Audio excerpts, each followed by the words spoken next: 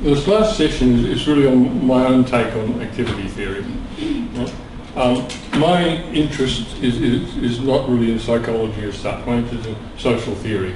I don't like the way the world is. It's got nice things about it. I wouldn't want to be in a different world just now, but I'm interested in changing it.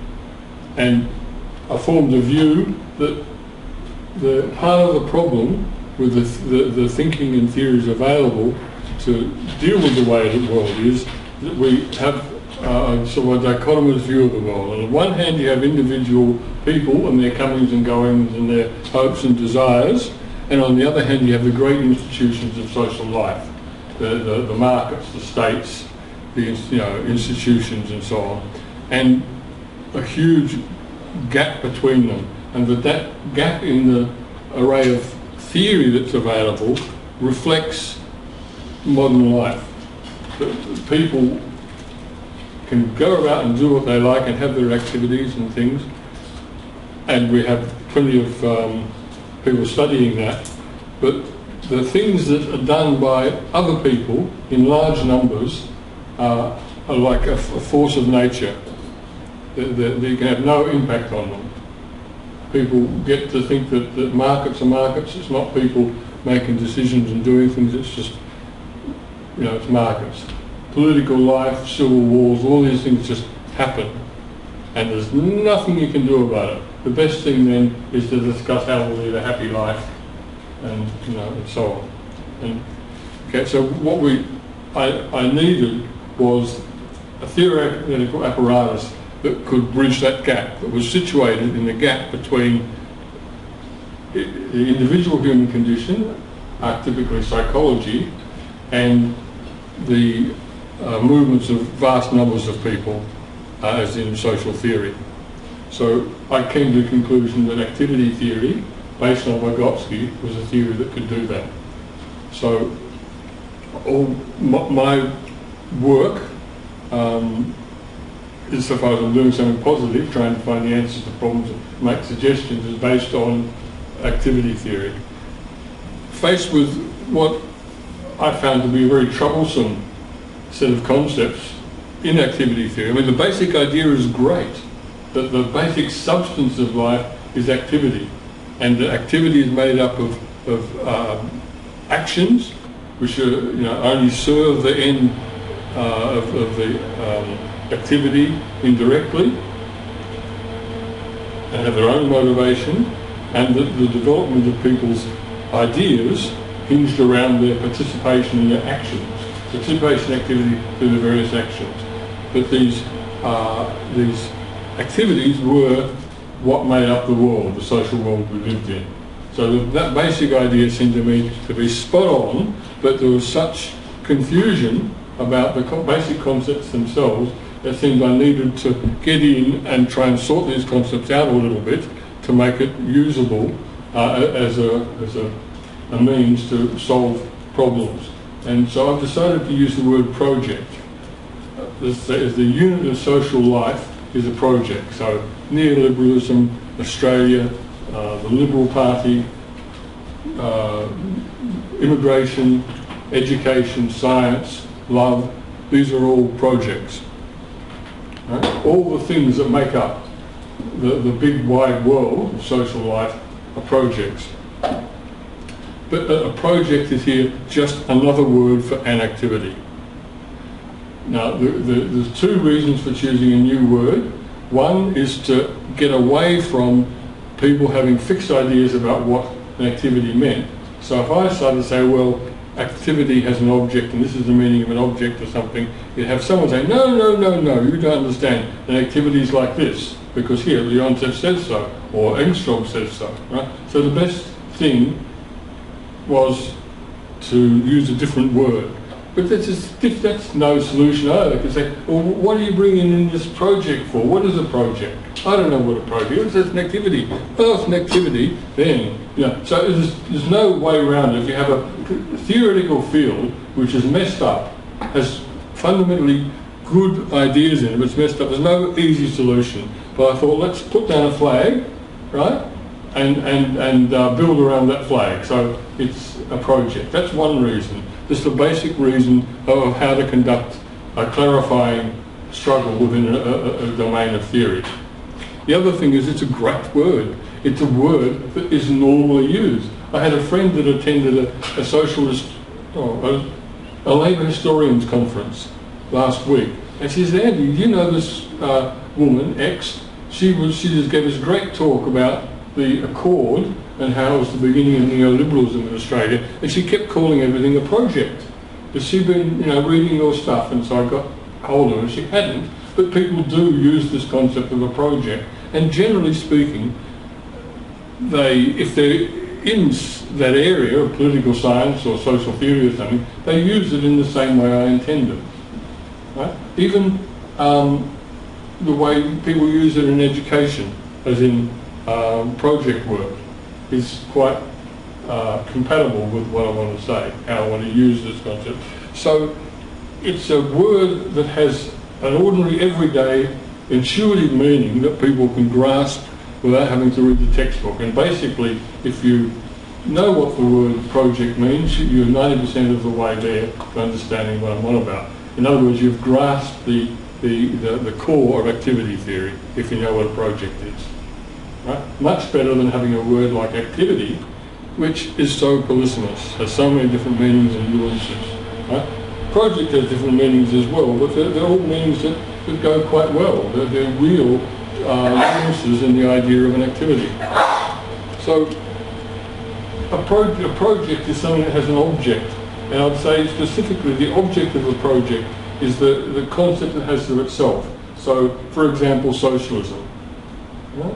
If someone sees themselves as fighting for socialism, then that's like a self-concept. We are socialists, and I'd say that is how I understand what that project is, how they see themselves, not as an intended outcome to be realised so much. Primarily, it's a self-concept. A project is not something static. It's people understand, if you've had any sort of life experience at all, that projects have a kind of life cycle. That you set off to win socialism and you end up creating a police state. Right? What comes out at the end is often quite different than what went in at the beginning. That's the process of realisation of a concept. That your intentions, when you pursue those intentions, interact with everything else in the world, and they become something real, but that what they become is always, absolutely always different from what you intended. If you live in the world, then what you produce is always something in the world that's a product of many different wills, not just your own intention. Right? So a project is therefore a learning experience, because you have a certain idea or principle. People should be equal, we should cooperate with each other. That's one of the basic ideas I can think of socialism. And you go out and you start belting away at those ideas. And things happen and you get reactions. Some ideas don't go down very well. Some idea turns out to have a very perverse outcome. Right? So you change things. So let's formulate this differently. Right? So what's happened is a concept which at the beginning of the project was a very abstract concept.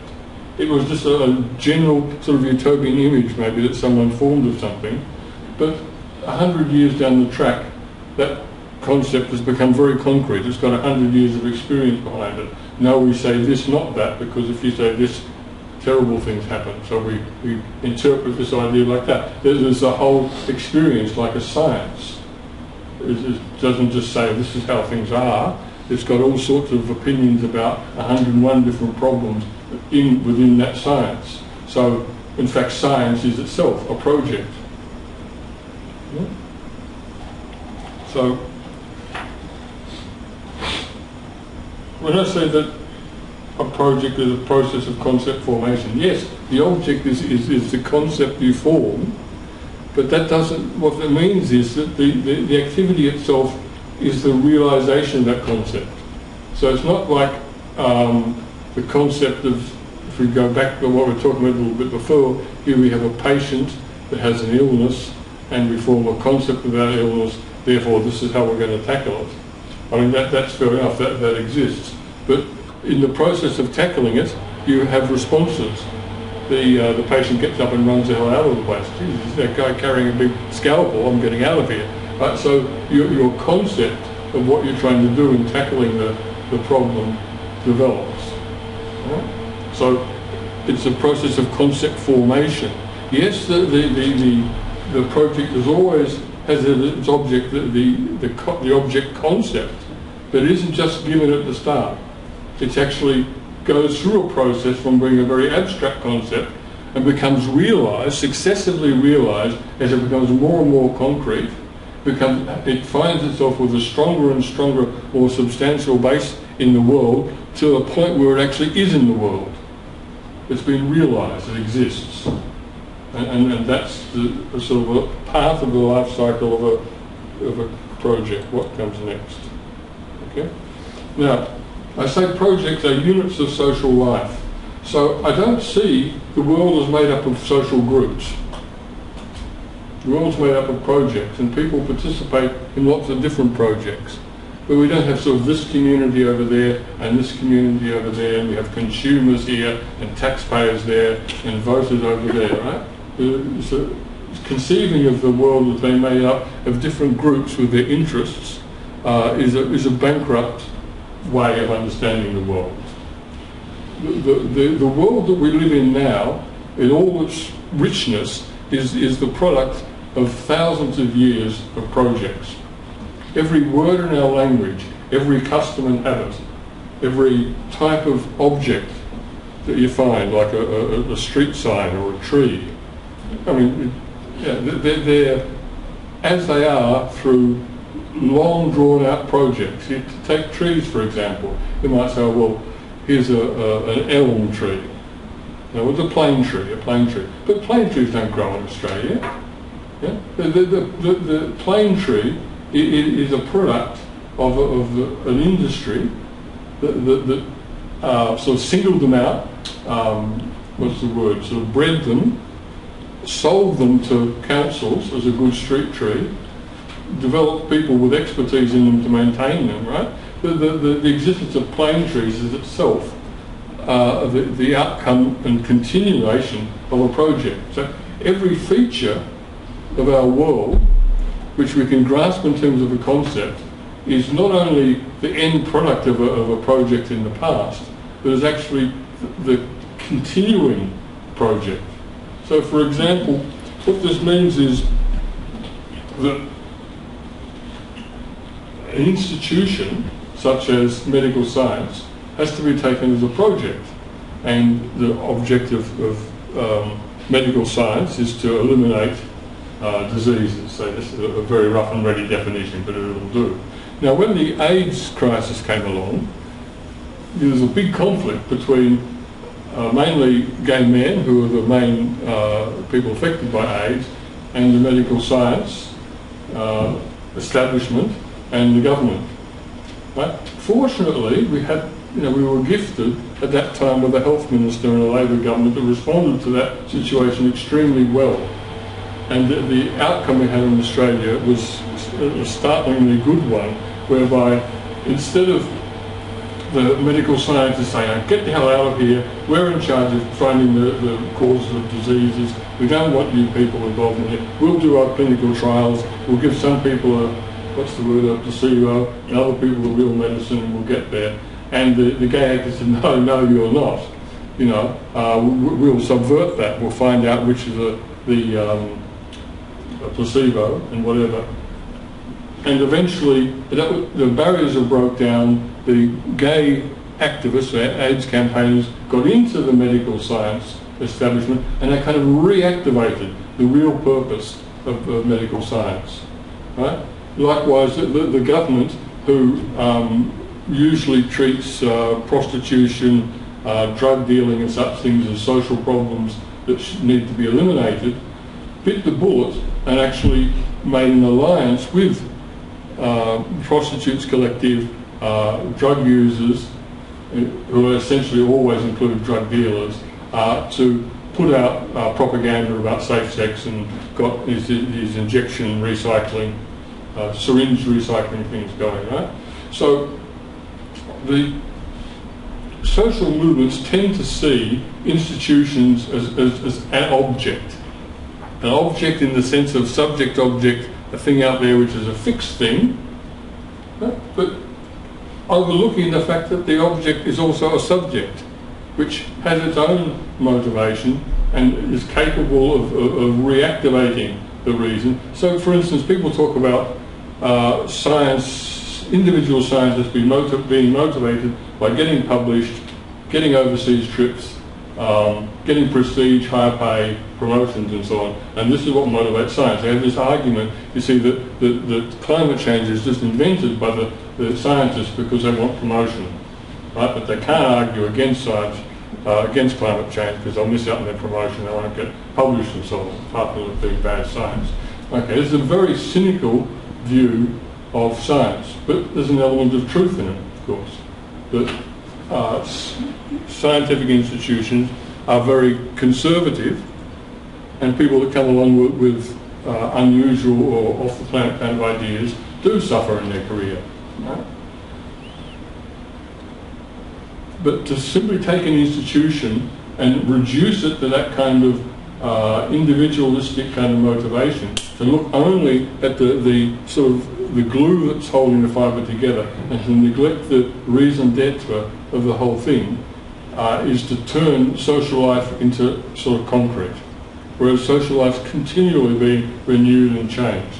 So I take projects begin as social movements, or they begin as a glimmer in someone's eye actually, but they go through a phase of being a social movement, they pass through a stage of being projects. So for example, environmentalists and people who belong to the women's liberation movement in decades past got really demoralised when they made certain gains and their demands were implemented, and people got appointed to permanent jobs with the government to regulate the laws they managed to get passed and so on, and the result the social movement demobilises.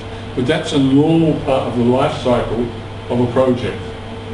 Right? It is a bit demoralising when you've had the excitement of a social movement and seeing real change happen, and then it becomes institutionalised and it's sort of boring, humdrum and a compromise, and there are still things left to be done and they're not being done, and why aren't people angry and so on. But it's a well-established fact that that's part of the life cycle of projects. Okay, but you understand that when a social movement becomes an institution, it's still part of that life cycle, and changes can happen, and the age struggle proved that medical science could be woken up from its sort of state of routinism and careerism to actually tackle problems, change the way they do things and so on. Okay. So by taking activities as to be projects, this provides a kind of frame through which we can understand these things. Now, what this means is that if we take an example that I've been involved in to understand the asbestos issue, you had a problem for many decades in this country that it was known, publicly known, that asbestos causes terrible disease. And the first thing we come across in trying to do something about this was that the asbestos industry had medical science in its pocket. It had completely novel medical science. It had taken this negative aspect of science and used promotions, overseas trips, funding of research projects, attendance at different seminars and so on, as rewards to keep medical science quiet about the scientific truth of asbestos. Fortunately, there was really one man in New York who took a stand against that and just kept going and going and going to Selikoff, Dr. Selikoff, who eventually sort of created enough noise, and he cooperated with unions, and he managed to be an important part of the solution there. But we could understand, in a sense, why the employers were willing to send people to their death to make a quick buck. because you can understand that from even, the most crass kind of ethical theory, that people will do awful things if they make money out of it. Okay, so that's an explanation. But how can you explain that the workers on the line working in these factories, inhaling all this dust, refused to believe that asbestos was killing them?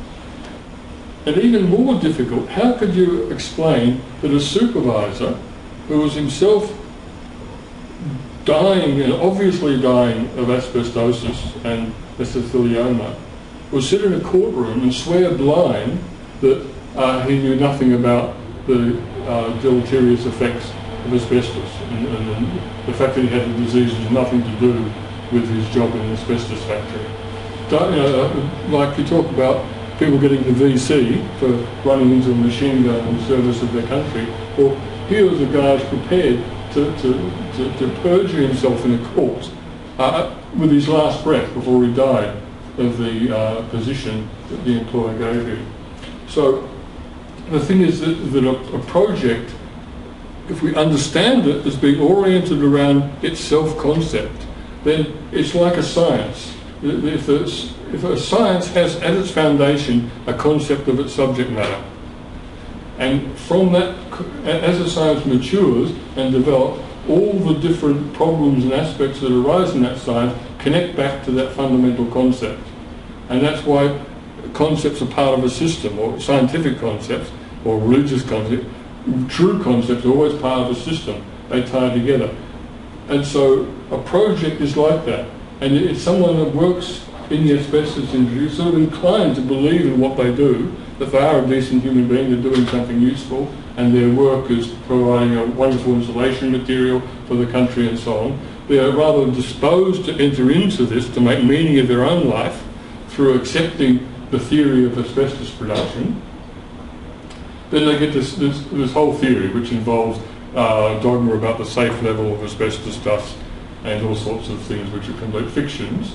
There's no safe level of asbestos. One fibre is enough to kill you. So that in itself doesn't give you the answer to how to break people out of it, but it frames the problem, okay? And it to me makes sense of why people believe things they do. It's a way of tackling the problem of ideology, and how people's ideas reflect their social position. Now, if the idea of a project is to be useful as a unit of social life, then it's important that we can tackle the situation of many projects, not just one beside the other, but how they actually collaborate with one another. That is to say, either cooperate or conflict with one another. And I threw that slide in about boundary object, because that's how Engstrom's activity theory does it. It says that different systems of activity can share an object. They're all working on the same raw material, and that's the basis for them understanding each other. Because you may have a theory that homosexuality is a disease, it's a lifestyle, it's a type of human being or whatever. If you're all dealing with the issue, there's a real person there, a real community, and by coming to grips with that, there'll be some possibility of these conflicting views of the world to understand each other. Right? So the way I've approached the understanding the world in terms of there being many, many projects is to look at the way projects collaborate with one another. And I've categorised as three ways: colonisation, negotiation and solidarity. Colonisation is quite literally colonisation, where one country takes over another. It also includes philanthropy, where you do someone a favour by incorporating them within your own system of activity.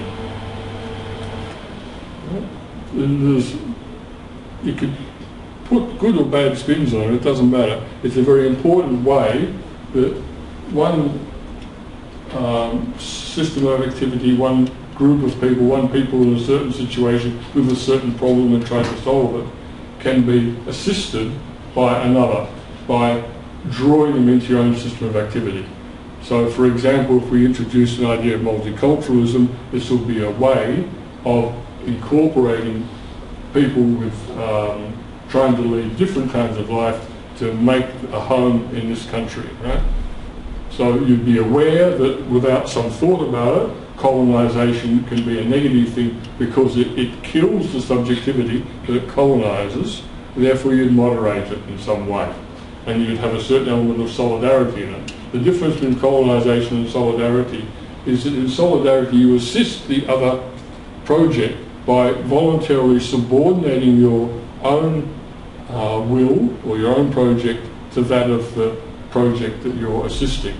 So for example, if you were a certain group of people were having a strike, solidarity means you go along and join the picket line, but you don't turn up with 1,000 people, and sort of take it over, do you? You turn up modestly and say, look, I'd like to help. What would you like me to do? Would you want me to stand in the picket line? No. Okay, could I take some, messages around for people? Okay, you volunteer your service. And that's an important distinction, because the whole purpose of helping a project generally is for it to build up its own subjectivity, its own concept of itself to become stronger, to be able to realise it. Whereas helping, which is just colonisation, while you may save the person's skin, stop a project from being crushed and defeated, you may do that only at the expense of their identity, if you like, their self-concept. You kept them alive, but by rescuing them, you took away their self-respect. And the third method, which is sometimes called exchange, I call it negotiation, whereby there are two projects that are independent of each other, and they cooperate by saying, I'll do this for you if you do that for me. And this is probably in our society the overwhelmingly most prevalent way that different projects collaborate with one another. Buying and selling, for example, doing deals, negotiating compromises, whereby the two parties maintain their independence. I'm going to continue living in my house, but the council can have some rates. They can do their thing with the rates I give them, and I can go on living in my house. I don't have to go on and get involved in the council's business, start collecting rubbish and things. I'll give them some money, and they'll do that, which is their role. Okay? So we live in a bourgeois society, and that's based on people doing their own thing, but exchanging between them for mutual benefit. This must be pretty close to my end. Gave myself a cheer. Yeah. Okay, so we've got to the end of the course. Let's just have a bit of a chat about what we've just done. I was talking to my friend Shan. She couldn't. Make it today. She has work. But I'm trying to remember. It's in relation to education. So how it's. I think if I'm understanding Vygotsky correctly, it's that it's about the more conscious they are within the activity, the more capable they are of learning something from it. Mm-hmm. So without conscious action, you cannot learn. Mm-hmm. So then,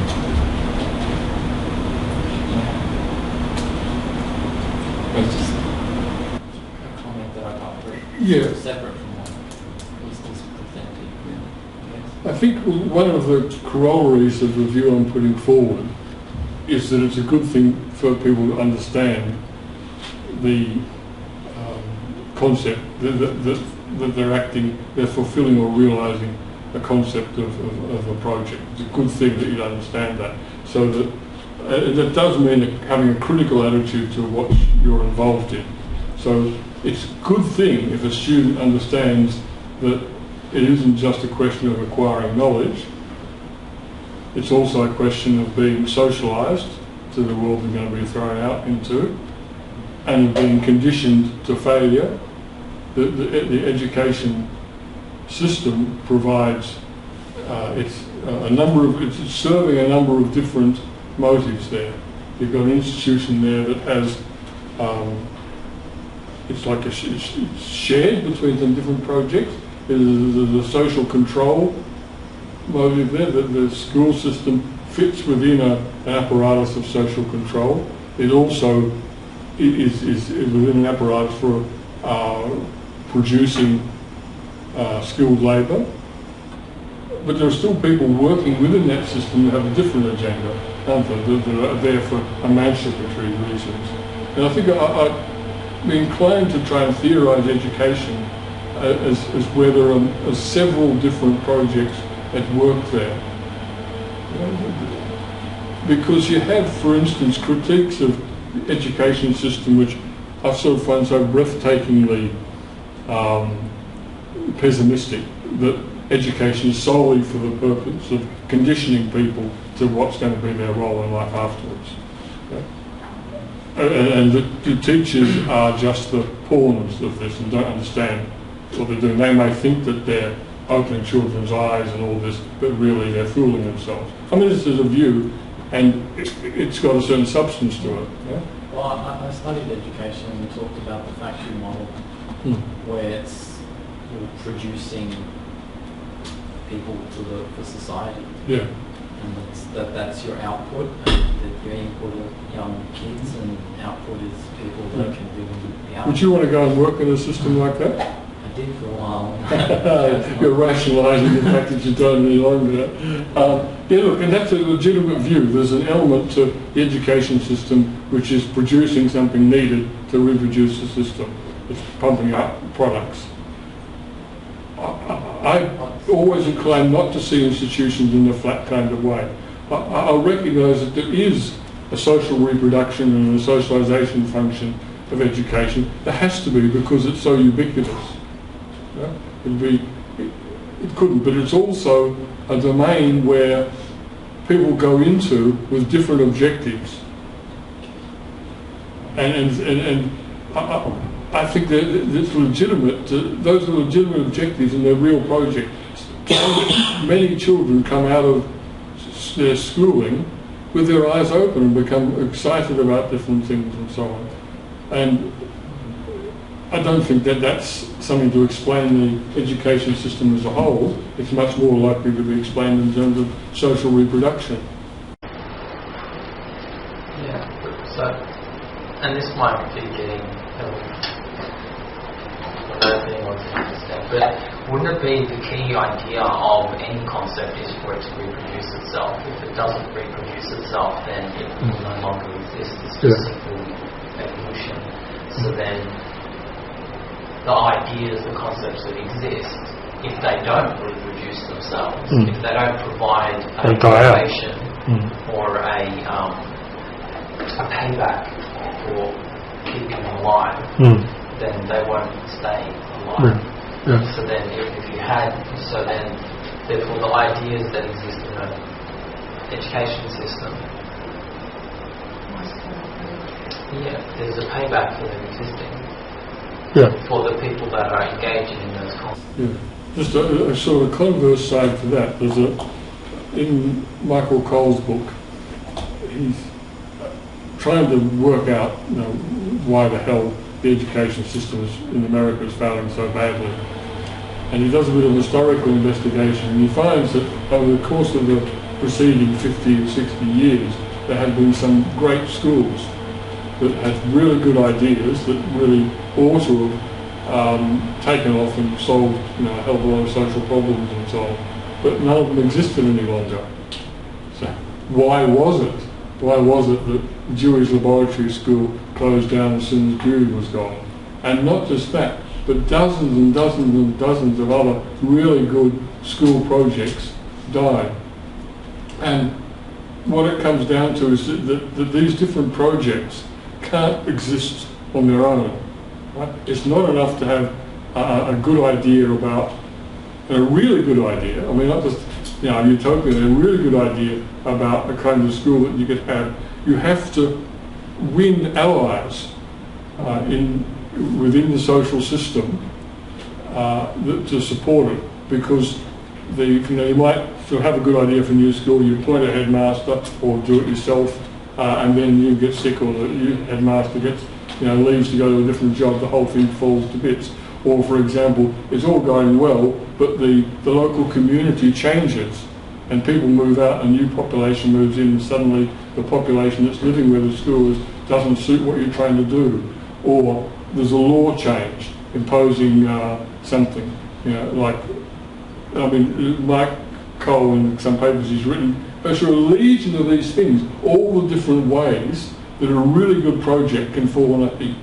And yet, schooling goes on, and it's crap schooling, right? And governments give billions of dollars for these terrible, ideas about how people should be educated, and good ideas don't. So the problem then is not just how to form a good idea for education, but how to form allies and how to situate that and how to make a collaboration out of it, so that you're going to have allies that are going to reproduce themselves and continue to support you, or if not, be replaced by others. You have to actually deal with a multiple kind of relationship between projects if something's going to work. Yeah? And any, not only education, any project idea that you've got, you have to start looking at its relationship with other projects, how it's going to meet other people's needs. Yeah? Like setting up a school, you not only have to give a good education to the kids, you have to make sure, for instance, you don't educate them out of their families. Right? You take, say, a poor community of first-generation immigrants who don't speak the native language, and you educate their kids and make them all into fantastic professionals, but now have nothing in common with their parents, and move out, and maybe the parents see that happening even after you've been there for a few months. Say, hey, you're educating our kids out of our community. We don't want you. I'm pulling my kids out. So, oh, sorry about that. Okay, so the parents, and there's all sorts of players involved that you have to work out some kind of collaboration with them, right? So the idea from when I first produced this idea of a project, very early on in the first paper I put that forward, it started to look at the relationship between them, way projects collaborated with each other, right? Because it's actually integral to the very existence of a project that establishes these relations. Okay? And there's no simple answer to this thing, but they're what you've got to deal with. That's the substance of the matter. Yeah, it just makes me think of, I worked in a think tank a while ago, and I came up with it's just simply a concept, there's no like hard numbers about it, but like an 80-20. So 80% the same, 20% different.